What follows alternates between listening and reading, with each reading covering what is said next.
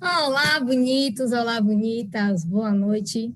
Estou aqui com minha camiseta roxa, porque estamos no maio roxo.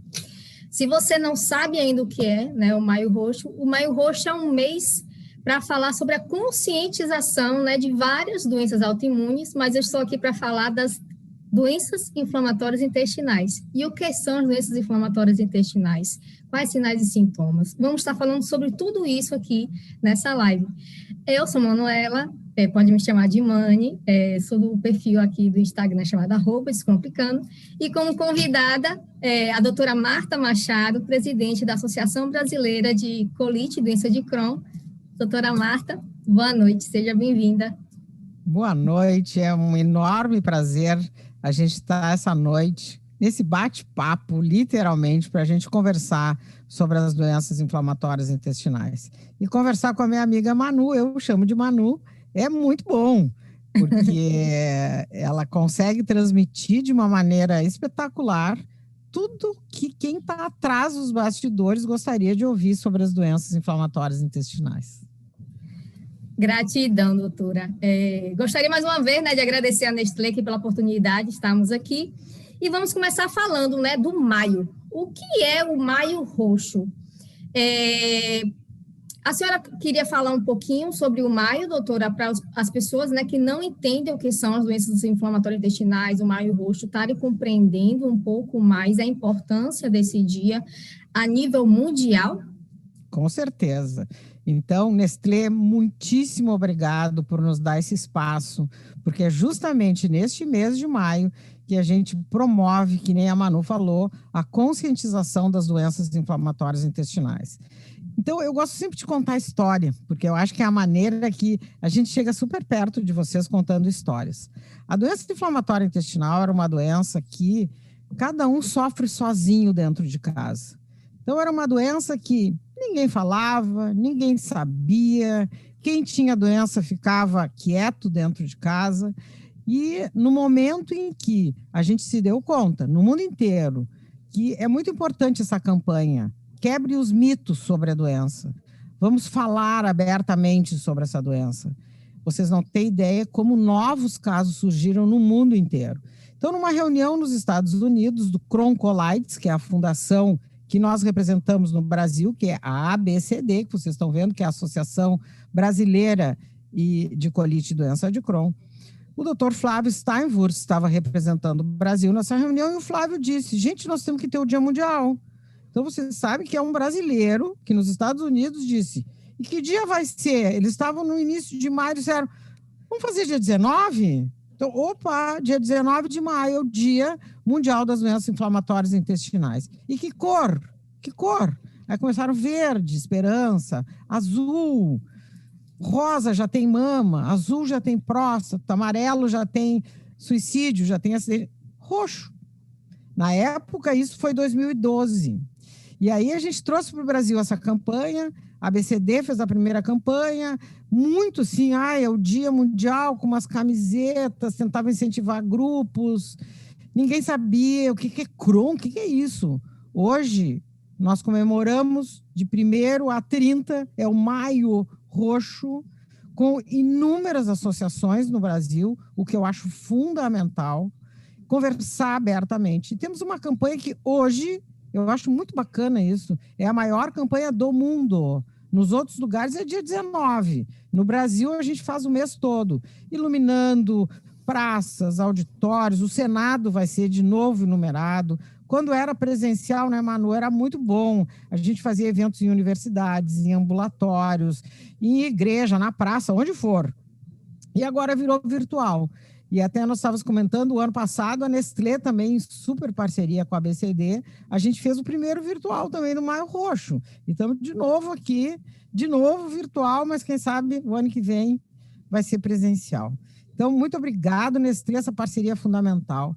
E, bom, aí, afinal de contas, o que é isso, doença inflamatória intestinal? Hoje está nos metrôs, todos de São Paulo, nos ônibus, um cartaz sobre Maio Roxo. Você tem dor abdominal, diarreia, sangramento, febre, sem diagnóstico, procure o seu médico. Você pode ter doença inflamatória intestinal. Procure o seu médico. Com isso, a pessoa está ali no metrô lendo, puxa, eu tenho dor abdominal. Aí, eu estou tendo umas diarreias que eu não tinha antes. Eu estou emagrecendo. Gente, eu posso ter essa doença. Claro que pode ter outras coisas, mas ele vai no médico. Então, isso é muito bacana, essa campanha de conscientização das doenças inflamatórias intestinais.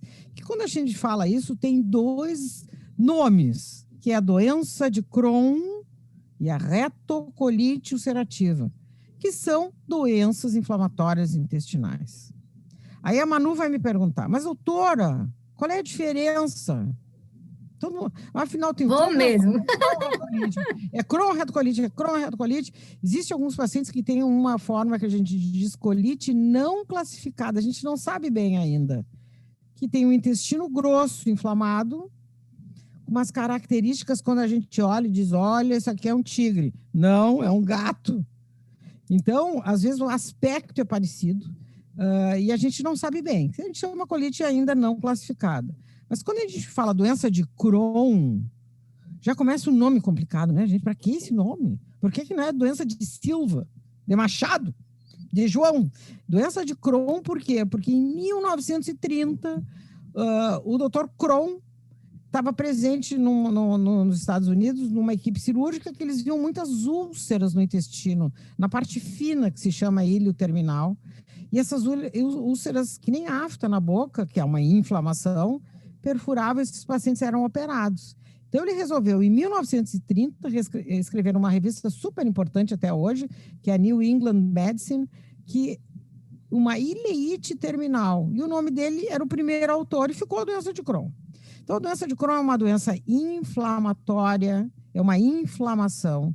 O paciente faz como se fosse umas aftas, que nem feridinha na boca, e pode acometer da boca ao ânus, inclusive na região perianal.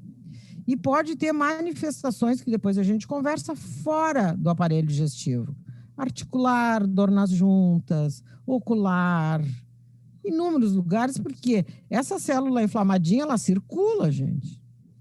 E a retocolite é escrita antes de Crohn, ela é descrita em 1879.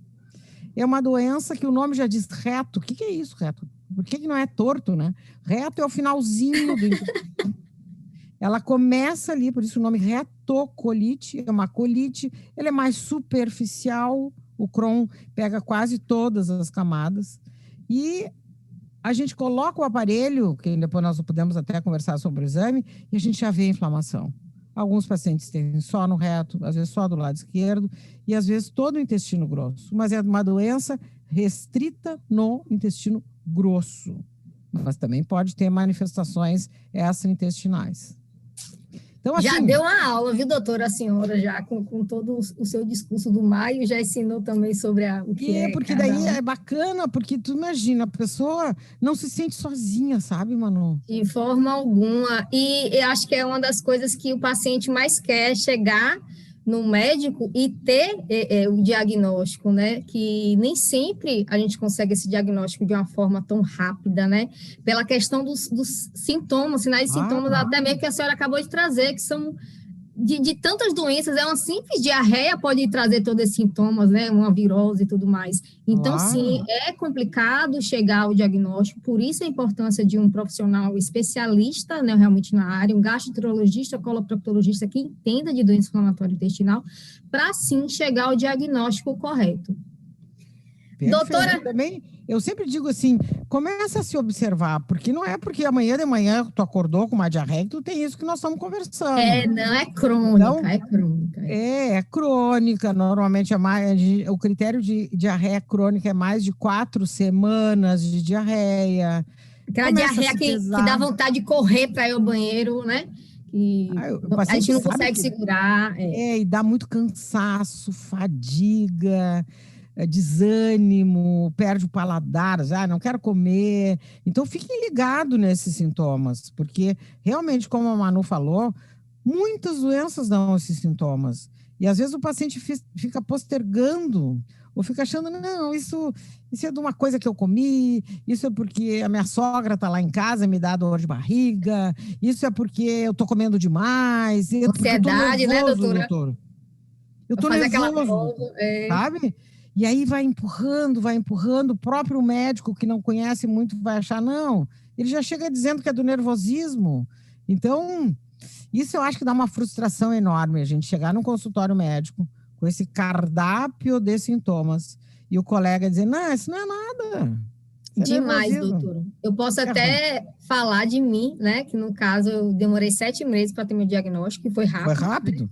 E Foi é rápido. até a investigação, né, que foi feita para fazer o trabalho, né, que nós fizemos com a jornada do paciente, né, viu que Uhum, uhum. 3 anos ou até mais. E daí eu lembro que chegaram a dizer que eu tinha anorexia, que eu estava com alguma É, verminose, algo assim, e era algo que não, sabe, que não completava, não fechava a chave para mim, que eu não gostava de estar magrinha do jeito que eu estava, eu não gostava dos sintomas, eu não provocava vômitos, nada. claro. Eu não aceitei, eu falei, não, eu não tô com anorexia, eu não tô com isso, eu não melhorar de forma alguma. Foi que aí que ia aquela luta, né, de ir até vários médicos até conseguir chegar realmente ao diagnóstico final. É E por já quem isso está que a falando gente, de. é por isso assim, isso que a Manu falou é muito importante. Vão atrás, sabe? Não é porque o doutor disse que não é nada que vão atrás, vão no outro.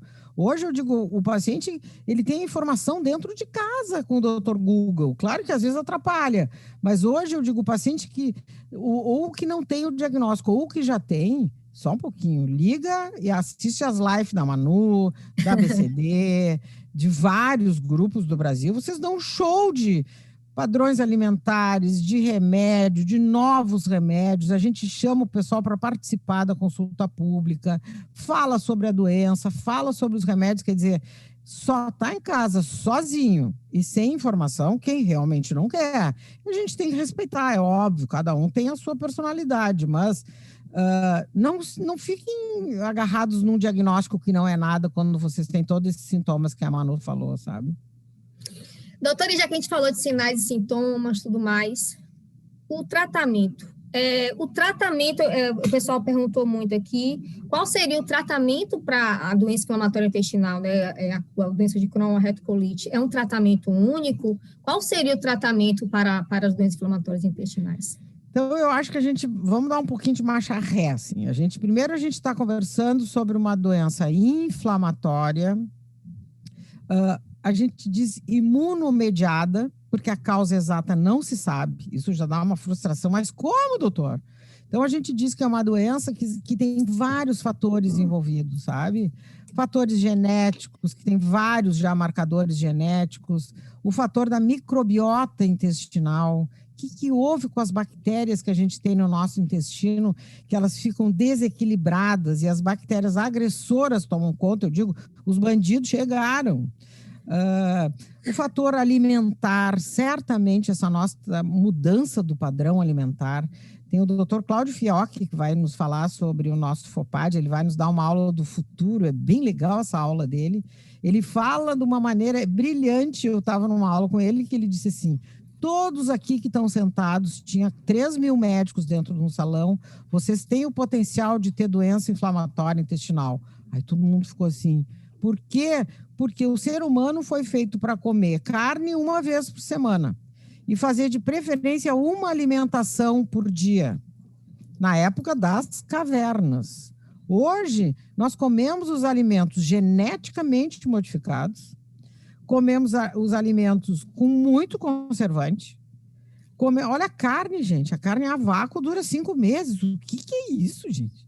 Então, a gente come uma fábrica inflamatória. Além de muita gordura, muita açúcares, muitos conservantes. Então, olha o mundo que a gente está andando. A microbiota, a genética, o fator alimentar, o estresse emocional, o fumo, se amamentou, se tomou o colostro da mãe, se fez vacina. Gente, por isso, Manu, que é difícil a gente escolher qual é o tratamento.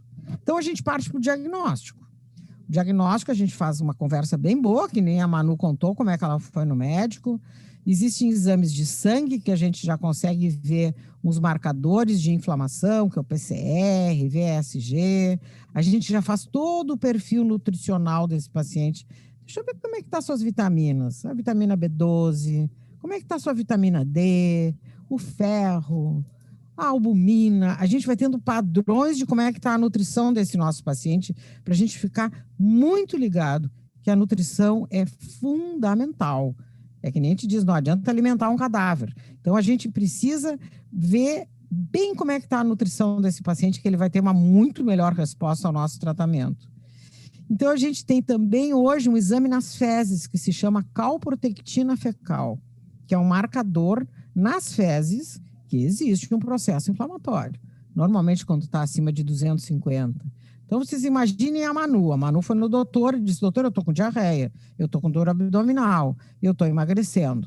O doutor examina a Manu, pede os exames e vem os marcadores inflamatórios altos, vem a calprotectina alta, vê que a albumina dela já está baixa, sinal que ela está desnutrida, e aí ele pede uma colonoscopia.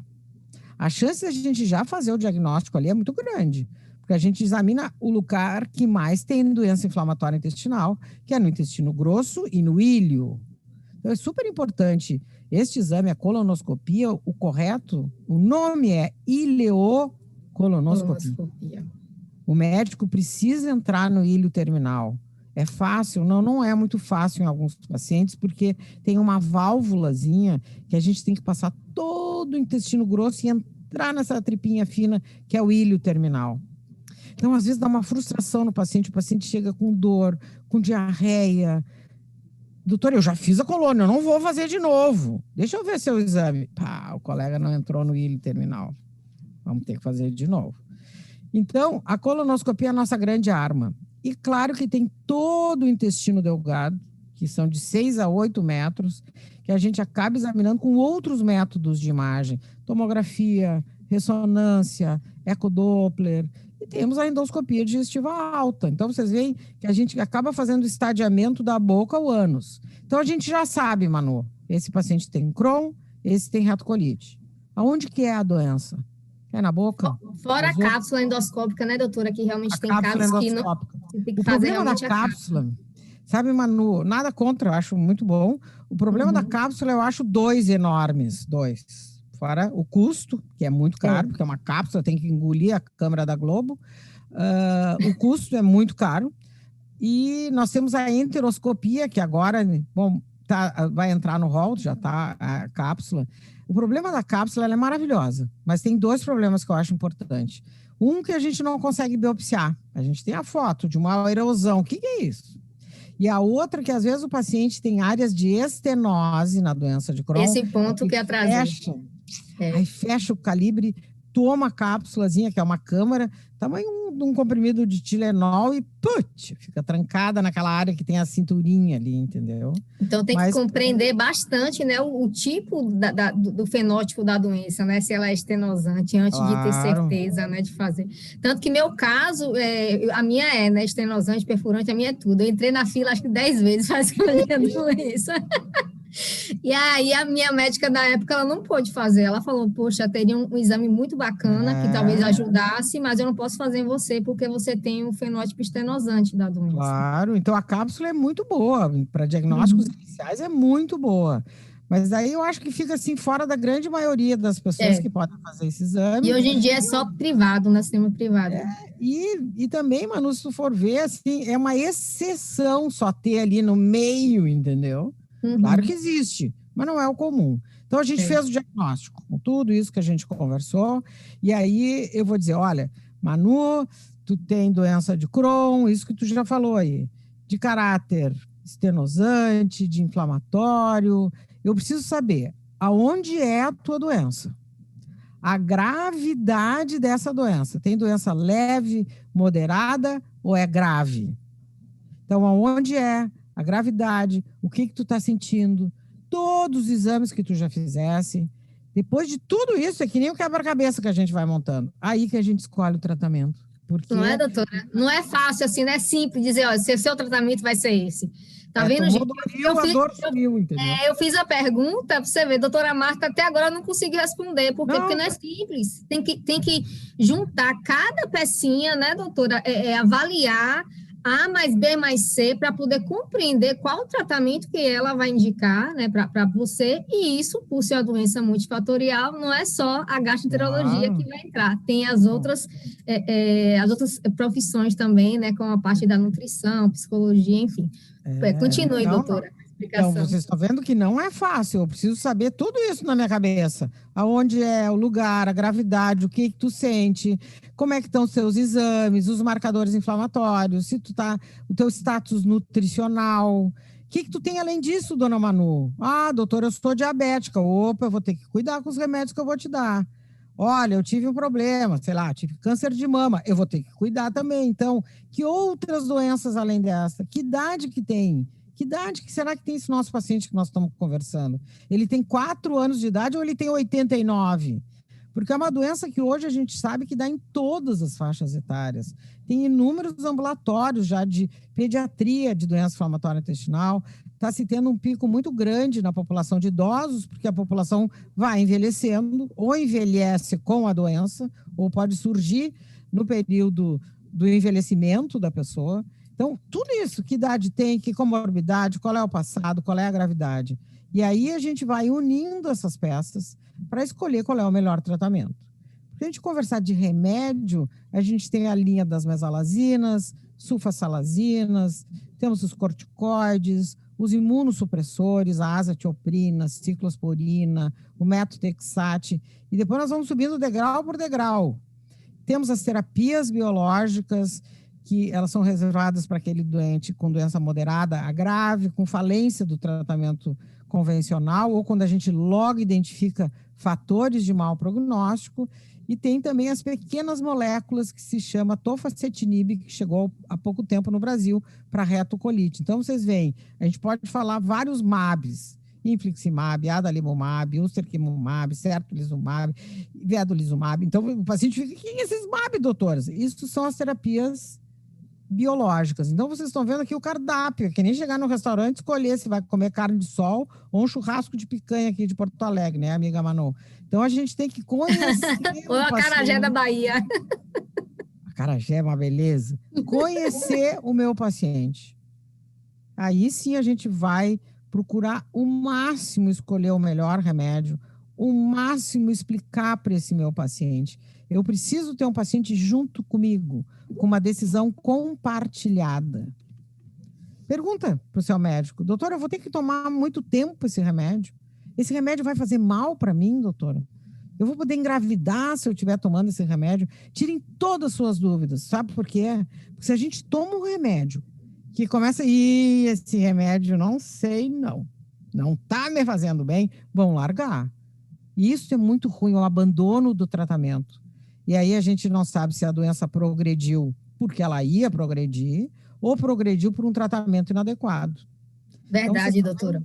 Não é a adesão é algo que eu posso até falar, eu no início como paciente, também a gente, né, quando recebe um diagnóstico, isso até já foi trazido já nas palestras, é como se fosse um luto ali da nossa vida, né, que a gente carregasse. Então, a gente tem um processo para poder aceitar aquele diagnóstico. Então, a gente entra na questão da negação, na depressão, até chegar realmente à aceitação da doença. Então, sim, essa questão aí de você abandonar o tratamento pode fazer parte disso, mas é altamente prejudicial, como a doutora falou. Você pode estar perdendo a resposta do seu tratamento por conta disso, porque você não está aderindo, né, à recomendação do médico. Se o médico fala, você tem que tomar 3 comprimidos ao dia, tu tem que tomar 3 comprimidos ao dia. Não adianta você tomar 1 comprimido e meio hoje, 2 comprimidos amanhã, tudo errado, porque pode perder o efeito, né, do tratamento. Doutora, chegou até uma pergunta na minha caixinha, né, que eu fiz lá no Instagram, que eu achei muito interessante, que a senhora até trouxe aí, né, sobre as comorbidades. E aí a Silvia, ela perguntou no caso dela, que ela tem psoríase, aí teve diagnóstico de Crohn e agora estava com manifestações da artrite. Como é que seria o caso dela, tipo, para poder fazer o tratamento? Existiria um remédio só para poder fazer esse tratamento? Ela teria que tomar vários remédios? A senhora saberia orientar? Isso eu acho legal, assim. Às vezes, eu sempre digo que quem lida com doença inflamatória intestinal é muito legal a gente ter uma equipe multidisciplinar, sabe? Isso inclui, assim, o que está pior nesse meu paciente? É o abdômen, é a doença de Crohn que ele tem no intestino? Não, são as manifestações articulares. Vamos ouvir a opinião de um reumato? Vamos ver o que o reumato acha. Será que já está na hora da gente entrar com biológico? Ou será que dá para a gente dar um metotrexate e junto com os nossos remédios? E a pele está muito ruim. Vamos conversar se ela tem psoríase. Vamos conversar com o dermato. O dermato tem uma classificação da psoríase. Leve, moderada e grave também. Aí o dermato pode ser que me ligue e diz, olha, Marta, vamos hidratar bem a pele, vamos fazer fototerapia e vamos manter esse tratamento. Se não melhorar, a gente parte para o biológico. Então, vocês estão vendo? Então, eu sei que ela tem doença inflamatória intestinal, ela tem psoríase e ela tem, provavelmente, artrite psoriásica.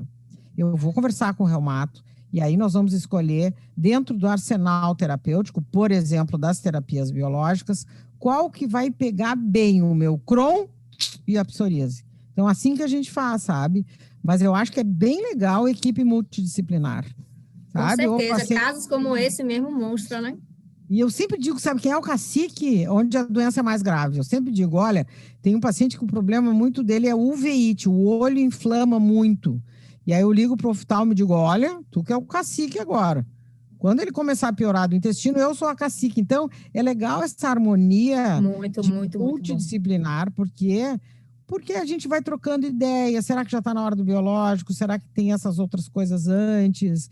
Porque a gente aprendeu muito hoje com a terapia biológica e com esses novos biológicos. Então, realmente, o paciente que tem essas manifestações extraintestinais, nos dão uma coceirinha para os biológicos e dependendo aonde é, uveíte, espondiloartrite, psoríase, hidroadenite, que estão querendo até considerar manifestação extraintestinal. Se o paciente tem fístula perianal, eu vou precisar de um coloprocto junto comigo para fazer a drenagem, para colocar sedenho.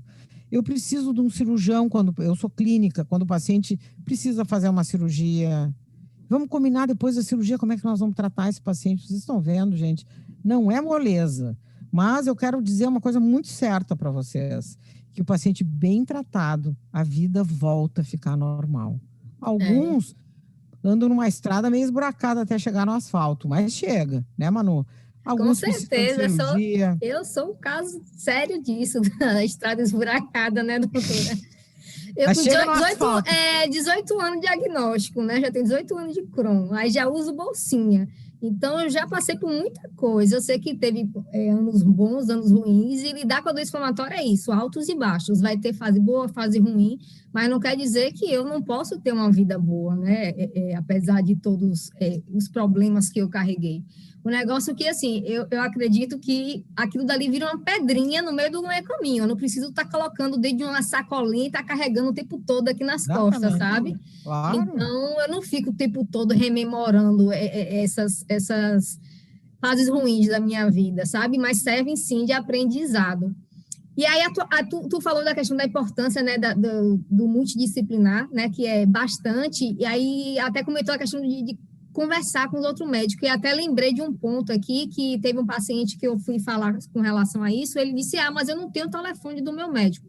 Então, para você que não tem o telefone, talvez seja uma ideia tu pedir um relatório. Pede ao seu médico para pedir um relatóriozinho, para poder, você vai e leva para outro médico. Os médicos conseguem conversar dessa forma, se não puder ser facilitado, né, através de uma ligação. Exatamente, Manu, foi ótimo isso. Eu acho que isso é a realidade, né, gente? É uma vida corrida, o Brasil é enorme, a gente tem desde centros ultra capacitados, multidisciplinares, com tudo que existe de melhor de ponta no mundo, mas tem lá um lugar que tem um colega super dedicado e que não tem todo esse arsenal de múltiplos aparelhos para fazer múltiplas coisas.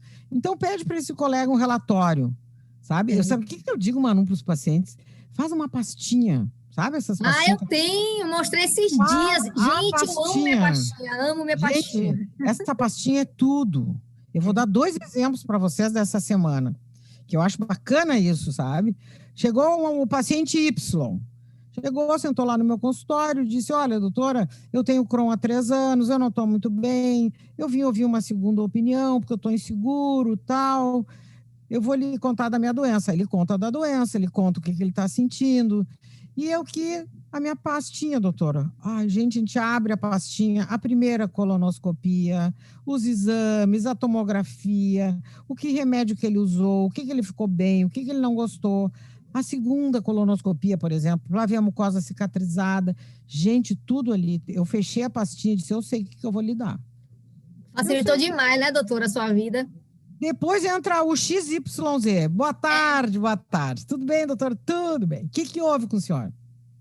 Tem o Crohn. Ah, tá. E já entra sem nenhum exame. Ai. E o senhor pode me dizer o que o senhor sabe, desde quando? Ah, não sei desde quando. E o que o senhor toma de remédio? Ah, não faço a menor ideia. É uma bolinha branca. Quem é seu médico? Ah, também não sei. Quando é que o senhor fez colonoscopia? Ah, também não sei. Gente, é impossível. Então, a responsabilidade de levar ao médico as informações corretas está na mão de vocês. Façam uma pastinha que vocês vão ser estudados, analisados, interpretados de uma maneira extremamente delicada, com respeito e dedicação. Porque vocês levam isso, vocês pedem isso. Diferente desse outro, que eu disse, olha, até logo, eu não posso lhe ajudar. O senhor não sabe nada, não trouxe nada, não sabe nem o que toma, eu não consigo lhe ajudar.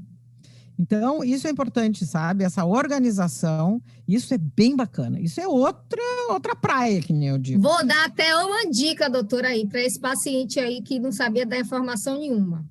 Hoje em dia, praticamente todo mundo tem celular. Então, tira foto do seu celular, pelo seu celular, melhor dizendo, claro. E tira lá a foto do remedinho, que você não sabe o nome, é muito complicado. Claro. Tira a foto.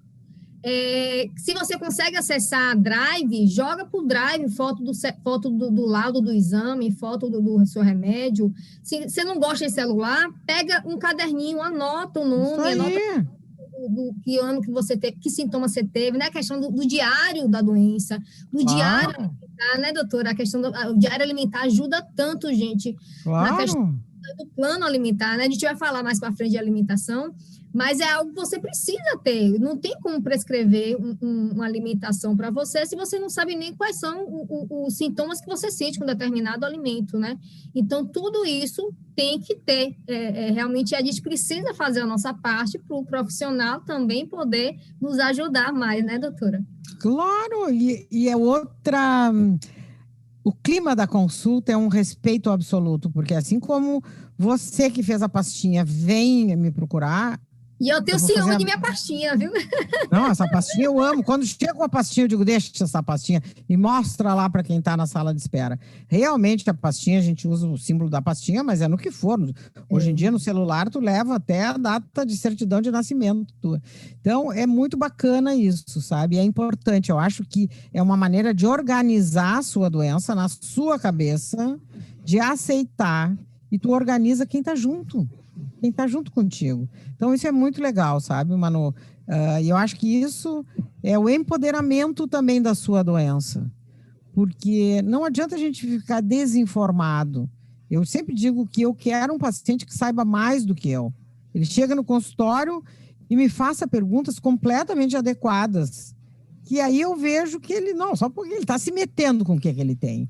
Do que pode me dar o que quiser, eu nem quero saber o que eu tenho, eu digo, não, só um pouquinho, o senhor veio me trazer para mim a sua doença, não, muito obrigada, ela é sua, mas ela é tão sua que o senhor tem alguma dúvida? Não quero nem saber, não dá, gente. Então, assumam a sua doença, aceitem, estudem, aprendem, que vocês não vão cair em fria, que nem eu digo, porque daí vocês não ficam com medo. Quando a gente tem medo, isso é uma coisa que atrapalha muito na doença. Eu sempre digo, se a gente tem uma casa e bota grade, bota uma câmera, a gente não tem medo.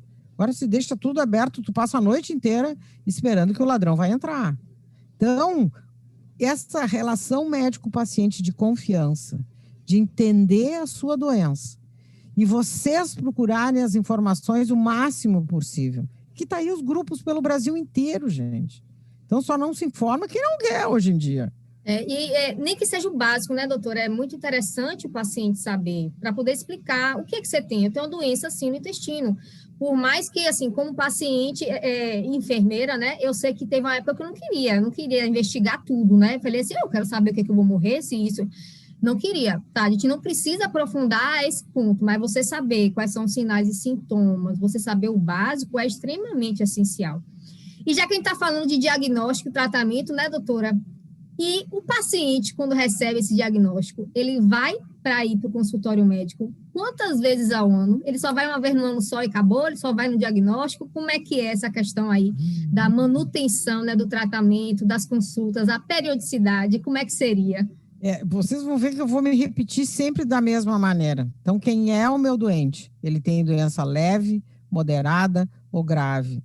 Se esse meu paciente tem doença leve, eu posso vê-lo a cada 6 meses, mas com todos os exames de cuidado de função renal, de provas do fígado, ver a data que ele fez as colonoscopias, porque a gente sabe que depois de 8 a 10 anos de doença é bom, mesmo tendo doença leve, a gente sempre tem um controle se está toda cicatrizada a mucosa, se não tem nenhum risco de alguma célula estar querendo se transformar numa célula ruim depois de muito tempo de doença.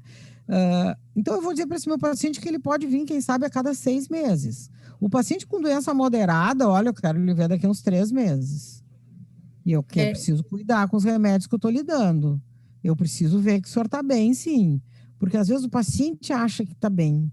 E os exames mostram que está ruim, sabe? Não pode ser, doutora, não está bom ainda. Esses, a calprotectina e tal. E o doente grave a gente tem que ver, às vezes, uma vez por mês.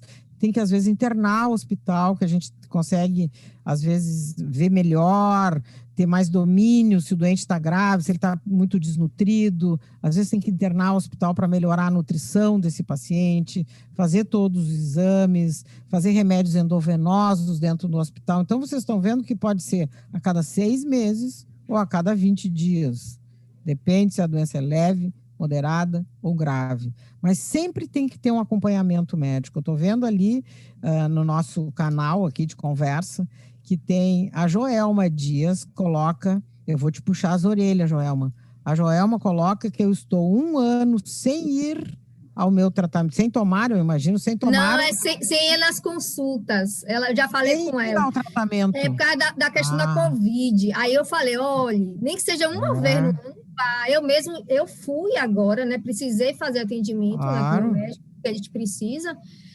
Existem alguns médicos que estão conseguindo fazer atendimento ou por telefone, ou então porque precisa, sabe, Joelma? A gente precisa comunicar eu com o médico. entendi que, né, quando ela escreveu ali, sem ir ao tratamento, eu achei que ela não tinha ido tomar o remédio. Ela mandou na caixinha essa pergunta, que ela disse que por causa da Covid, ela é daqui da Bahia. Então, Joelma, tu e meio Maracanã, tá assim, amiga. Tu e todos os cardiopatas, os pacientes com outras comorbidades, todo doente crônico ficou muito em segundo plano, porque hoje, e não tem como, né, gente, com esse vírus, com essa pandemia, com esse número enorme de mortes, então, isso aconteceu com todos os pacientes.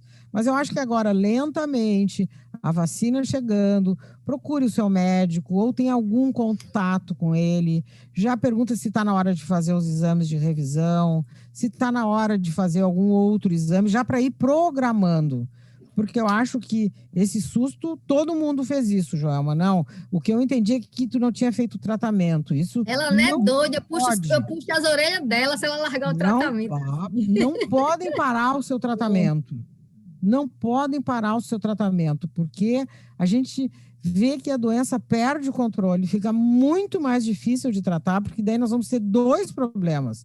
Parou o tratamento com medo do Covid e pega o Covid. Aí sim, gente, aí não é moleza, entendeu? Verdade. Então, é muito importante manter o seu tratamento. Existiu até agora nessa questão da falta, né, do medicamento, que muitas pessoas estavam sem tratar, mas graças a Deus já está regularizando, né, doutora? Porque eu tenho recebido depoimentos de alguns dizendo, já recebi, que foi realmente 1 mês, 2 meses muito pesados, né, no sentido de ansiedade e tudo mais, mas graças a Deus está dando certo. Eu queria fazer, doutora, mais uma pergunta. Já que a gente entrou em Covid, bora fazer logo essa pergunta que chegou aqui, isso aqui é com relação à vacina. Se o paciente pode tomar vacina e qual seria, né, a vacina que ele poderia tomar? Qualquer uma das vacinas disponibilizadas pode tomar? Então, hoje no Brasil a gente tem 3 vacinas, né? Chegou a da Pfizer agora 2 dias atrás.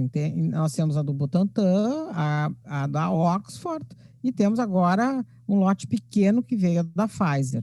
Todas não têm vírus vivo. Então, todos vocês podem e devem tomar vacina. Podem e devem tomar vacina. É muito importante todos vocês tomarem a vacina para o Covid. Além das outras, né? Está na época da vacina da influenza, do pneumococo, mas a do Covid, por favor. E vamos fazer a que tiver disponível para você. Não dá para escolher, gente. Eu quero fazer a da Oxford, da AstraZeneca. Não.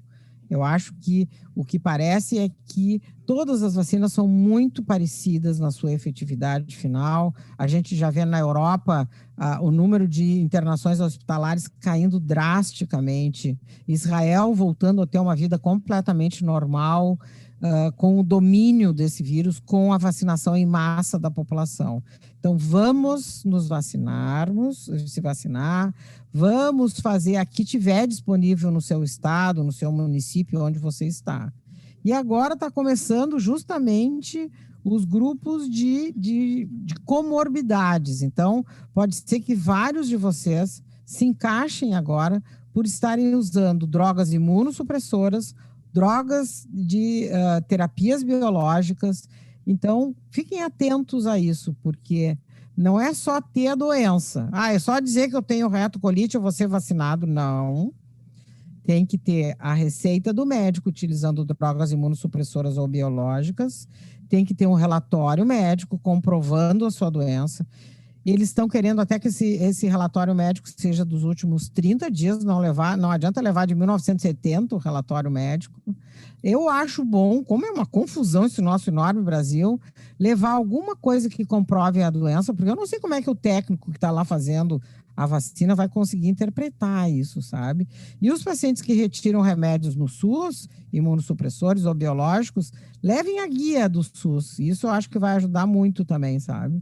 Então, façam e, por favor, e logo, exijam o seu direito, que vocês vão entrar, alguns de vocês, no grupo agora. E se não for agora, a gente escutou recentemente um novo ministro da Saúde dizendo que provavelmente até outubro, novembro, a gente vai ter praticamente quase todo mundo vacinado. Vamos chulhar nisso, né? Agora é a parte que eu acho que é que traz, acho que a maior quantidade de perguntas, né? A alimentação. Doutora, tu já trouxe aí, né, essa questão do multidisciplinar, falou do coloproctologista, gastrologista, dermato, oftalmo, né, que a depender aí de cada caso. E como é que seria essa questão da nutrição? De fato, a nutrição tem esse peso no tratamento das doenças inflamatórias intestinais? Recebi pergunta aqui sobre a questão se tem como melhorar a qualidade de vida com a alimentação. O que a senhora pode estar trazendo com relação à alimentação para esse paciente? Manu, eu vou ser bem sincera, é fundamental a nutrição. Inclusive, assim, tem trabalhos em crianças, uns trabalhos super bem feitos, que eles somente com a nutrição enteral, por exemplo, esses suplementos, em criança, em adulto não dá para fazer isso, a doença cicatriza completamente com esses suplementos de forma enteral. Então, eu acho muito importante a nutrição, é fundamental a nutrição. E eu brinco muito, quando eu estou falando equipe multidisciplinar, eu quero aqui do meu lado uma nutricionista, um nutrólogo, porque é outra visão. Às vezes o paciente me diz assim, doutora, o que eu posso comer? E ele fica com aquela expectativa, ovo pode, ovo de codorna, né, Manu? Ovo ovo de pode, codorna, né, banana doutora? pode, tomate pode, melancia, doutora, pode, ovo pode. E ele vem com uma expectativa, assim, o que está entrando aqui que está me dando isso na minha barriga, doutora? E eu sempre digo, olha, vocês vão ver a diferença, tá? Eu sempre digo, olha, quando a sua doença está em remissão, não está com diarreia, não está com dor, não está perdendo peso, a sua dieta é livre. Ah, não. É livre. Eu, Marta, gastroenterologista. Aí eu chamo a minha colega nutricionista. Vamos ver a opinião dela? Gente, aí sim. Marta, tu tá dando umas orientações meio erradas para o teu paciente. Hoje se sabe da importância de uma dieta bem equilibrada, com todos os nutrientes, com horários adequados, com uma rotina alimentar, uma rotina de alimentos que tenha capacidade anti-inflamatória, ao contrário do que eu disse antes. Verduras, frutas, fibras, cereais, incluir isso no seu cardápio. E se o paciente está desnutrido, aí sim, eu preciso certo de um serviço de nutrição ou um nutrólogo, muitas vezes para fazer uma nutrição enteral completa, porque esse paciente, por exemplo, ele pode ter uma área de estenose inflamatória e que a comida não passa. Então não adianta eu dizer, fique com sopa. Eu vou deixar esse meu paciente muito desnutrido. Aí é a hora da gente incrementar com suplementos enterais, que existem vários no mercado. Então, ele vai tomar uma dieta líquida, composta com vitaminas, vitamina D, E, C, ferro, cloretos, fatores de crescimento celular, que existe também. Então, num copo, ele vai tomar como se fosse uma refeição completa, com verdes, com carboidrato. Então, é muito importante, Manu, a gente focar a nutrição. O ideal é ter uma nutricionista com a gente, porque ela organiza esse cardápio. O que é legal, que tem bastante ferro. E a questão do diário alimentar também, né, doutora? Ajuda bastante legal. O paciente escrever o que é que você come que te faz passar mal. Porque o plano vai ser direcionado para o seu caso. E aí... É fundamental isso. É fundamental isso, sabe? E isso eu preciso uma nutricionista comigo. Porque às vezes ela vai mostrar para o meu paciente, olha, este alimento é rico em ferro. E a vitamina D é isso. Tomar sol, fazer suplementos, entende? Associar esses suplementos. A questão da fadiga, né, doutora, também pode ser investigada e até melhorada com a alimentação, muito. Né, doutora? Então, a alimentação é fundamental. E façam isso que a Manu disse. Faça o seu diário. O que você está comendo que está lhe fazendo bem? Diminuiu a diarreia? Se é do leite? Se ele nota que ele tem alguma intolerância ao glúten? E isso ele vai organizando esse cardápio alimentar. E quando ele está com alguma deficiência, quando ele está desnutrido, é fundamental a gente primeiro arrumar a nutrição. Se o paciente vai ser submetido a alguma cirurgia, por exemplo, a parte fundamental da cirurgia, eu brinco, não é o cirurgião, ele ir para um procedimento cirúrgico do ponto de vista nutricional zerado. Nem Exatamente. Que ele precise fazer um tempo de nutrição parenteral. A recuperação é diferente, né, doutora? A cicatrização é completamente diferente.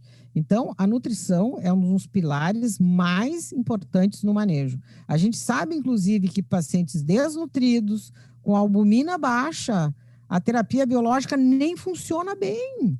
Então, não é o remédio que não está funcionando. Ele precisa estar bem nutrido. Então, é fundamental isso, é fundamental. Eu vou dar até um pequeno relato, né, da época da minha cirurgia, quando eu fui colocar a bolsinha, eu estava bem subnutrida, eu estava com a doença bastante atividade, né, à toa que eu tive uma perfuração intestinal. E aí eu estava acho que já com 34 quilos. E quando fizeram meus exames, estava uma barbaridade. E eu estava com também já quase uma sepse, né, por causa da perfuração intestinal. Eu tive uma complicaçãozinha, né, extravasou um pouco de fezes, mas por uma dádiva de Deus, realmente ficou encapsulada essas fezes, então eu não tive a sepse. Enfim, para fazer a cirurgia, apesar da infecção, os médicos ponderaram lá e resolveram mexer na minha nutrição, né, na parte da minha... me preparar para o meu prognóstico pós a cirurgia. Por quê? Porque era essencial o meu corpo estar preparado para fazer a cirurgia.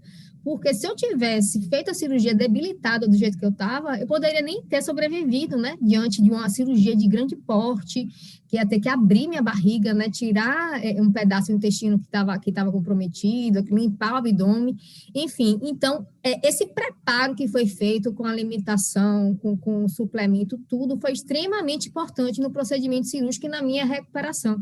Então, sim, gente, a alimentação é de extrema importância.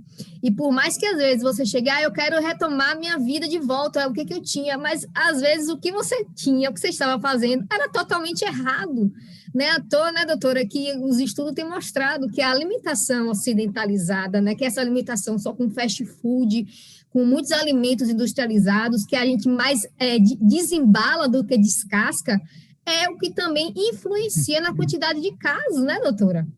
Não, Manu, eu adorei isso que tu disse agora, de descascar e de engolir. Realmente, Não pensa é? bem, é bem A gente isso. pensa na praticidade e às vezes a praticidade não é o correto, né? Então, eu brinco muito que às vezes o cirurgião, eu preciso de um bom cirurgião, mas se o paciente não está bem nutrido, não adianta ter o melhor cirurgião do mundo, porque a cicatrização não vai ser legal, a recuperação não vai ser legal. Então, é fundamental. Eu estou gostando ali no YouTube, apareceu a Camila. A Camila é uma super ativista do Maio Roxo. Que bom, do meu colega Salomão, de Rio Grande. Juntos somos mais fortes, sim. Legal, Camila, um beijo para ti. E que bom que a gente está todo mundo junto aqui conversando. E vocês veem a viagem que a gente já fez, né? Do diagnóstico, dos sintomas, dos tratamentos, do medo do Covid, da vacina do Covid, da adesão do tratamento, da atenção para os cuidados nutricionais. Esse diário alimentar é super importante, porque vocês vão saber o que fica legal ou não. Conversem com uma nutricionista se tem acesso a isso. O que é legal de eu colocar no meu cardápio? Toda aquela pirâmide que a gente aprende, carboidratos, verduras, frutas, fibras, suplementos alimentares. E aí a gente vai ter um corpo super forte. Eu digo que nem um halterofilista, que vai fazer uma super dieta para ficar forte. É isso que a gente quer também. Doutora, aproveitando que a gente está falando aqui, né, na internet, mais cedo a senhora falou do Dr. Google, chegou uma pergunta justamente sobre isso. Como é que essa questão da alimentação com relação ao Dr. Google? É qualquer alimentação que o Dr. Google está ensinando que realmente serve para mim? Não, gente, o Dr. Google dá umas furadas brabas, sabe? Então, isso é um pouquinho assustador, assim, porque é bem a moda, né? Esses dias eu atendi um paciente, nem sei se vocês conhecem fora do Brasil, um bicho que se chama capivara. Vocês conhecem? Nem sei se aqui no Rio Grande do Sul tem bastante. Acho aqui que na Bahia não tem, mas eu conheço aí. E aí o paciente me disse que leu no Google que tinha que comer gordura de capivara. Gente, é tipo assim, olha, suor de barata, entendeu? Então, o problema do Google é que tem coisas absurdas, tem coisas maravilhosas também. Sim. Então, eu acho que, às vezes, entre nos sites adequados, tem aí a Nestlé, que tem um canal aberto, tem um site adequado, na própria ABCD, no GDIB, tem vários grupos de médicos na ABCD, no GDIB, na Nestlé, que vocês podem entrar ali. Tem receitas, tem cardápios, tem orientações nutricionais e tem links com outros artigos científicos. E aí que é legal, porque senão tem absurdos no Dr. Google. Tem coisa boa, mas a gente tem que selecionar o que vale realmente a pena, né? Porque tem as modas, né, Manu? Com certeza.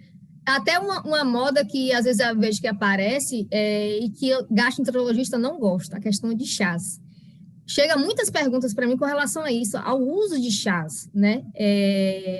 Um grande hepatologista daqui, né, doutor Raimundo Paraná, ele condena chás. E aí, quando o paciente me pergunta, eu posso usar chá? Inclusive, chegou essa pergunta aqui sobre o uso de chás para o paciente do inflamatório intestinal.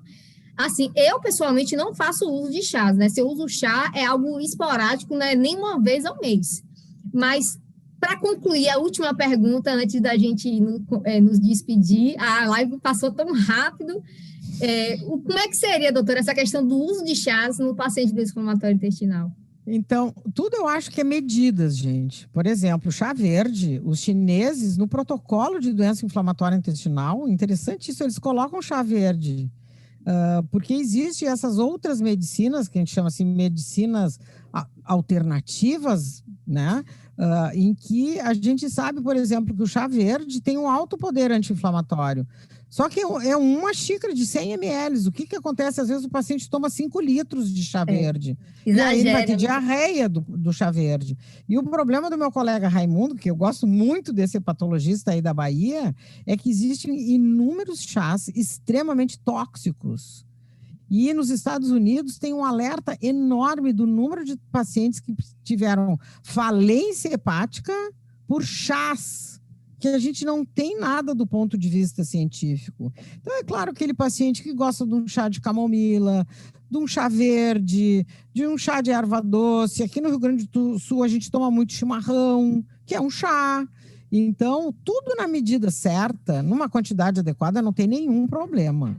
O que não dá é para fazer essas misturas de coisas que a gente nem sabe o que é, porque realmente tem vários casos de hepatites por chás na literatura. Verdade. Então, gente, a questão é moderação, né? Então, cuide da sua alimentação. Gente, passou muito, muito, muito rápido. Aí eu vou até começar já os agradecimentos, né? Que daqui a pouco aqui corta a gente. Gostaria de agradecer mais uma vez a Nestlé pelo convite de estar aqui junto com a doutora Marta, estar falando mais para vocês sobre doença inflamatória intestinal, sobre doença de Crohn, sobre alimentação, Covid, enfim. Acho que não deu nem para responder todas as perguntas, mas a gente procurou estar deixando os temas mais abrangentes para poder estar respondendo e estar contribuindo, né, para a maior quantidade de pessoas. Gostaria de agradecer a doutora Marta por estar aqui também mais uma vez na live comigo e mandar um grande beijo para vocês, se cuidem, tome a vacina, mas continue com o uso, né, da máscara, enfim, vamos curtir aí o nosso Maio Roxo, vamos falar sobre doença inflamatória intestinal, vamos conscientizar mais ainda a população. Um beijo gigante, doutora Marta. Muito obrigado a todos, Manu. Foi uma delícia a gente conversar dessa maneira descontraída, falando exatamente o que a gente pensa. Eu acho que a gente chega muito perto de todos que estão nos assistindo. E a Nestlé, muito obrigado por essa enorme parceria. A Nestlé, que está sempre junto com a ABCD, apoiando, divulgando, fazendo reuniões com pacientes, fazendo folhetos informativos. Entrem no site, vocês vão ver, tem uns suplementos elaborados pela Nestlé, com a nossa querida nutricionista da ABCD, que é a Isabel, que ela fez um compêndio de aspectos nutricionais, que é um primor. Então, eu quero muito agradecer a Nestlé, que a Nestlé é super parceira nossa, nos ajudando em todos os eventos, nos patrocinando também no nosso FOPAD, no Dia Mundial das Doenças Inflamatórias Intestinais. Então, eu acho que na vida tudo é parceria. E a Nestlé é a nossa super parceira. Então, é que nem a nossa mamadeira, Manu. A Nestlé nos dá mamadeira todos os dias. Muito obrigado pelo convite, muito obrigado, Nestlé. Manu, conversar contigo pessoalmente ainda vai ser melhor. Quem sabe vai ser sim, doutora. A gente vai estar todo mundo bem apertadinho, bem pertinho. Espero te ver no FOPAD ano que vem. Esse ano, né, FOPAD online, gente, dia 19, viu? Inscrição aberta lá no site da ABCD, pelo Instagram, se não lá no meu Instagram, @descomplicando. É isso aí. Boa noite a todos. Boa noite, gente. Uma excelente noite.